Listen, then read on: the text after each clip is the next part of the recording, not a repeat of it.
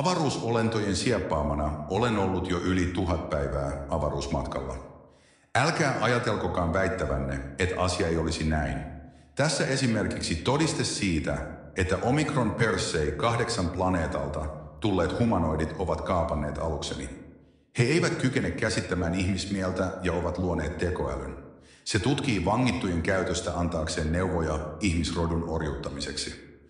Olen saanut käsiini yhden omikronilaisten koneen tekemän raportin.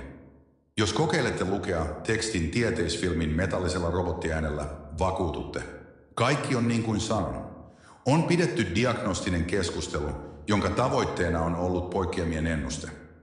Ennaltaehkäisevän rekisteröinnin kategoria, ekstremistisen ideologian levittäjä, psykoemotionaalinen tila, tyydyttävä käytös, normaali puhe, välttelee vastaamista, vastaa kysymykseen kysymyksellä, yleistää vegetatiiviset reaktiot, ei ole käytösennuste, kurinalaisuuden häiriö. Väitän, että luettuanne tämän robottiäänellä ette ole malttaneet olla lisäämättä loppuun jotain seuraavan tapaista. Suositukset, kuuliaisuus, sirun istuttaminen. Mutta kaikki käy hyvin. Ihmiset jäävät henkiin ja voittavat. Omikronilaiset nujerretaan.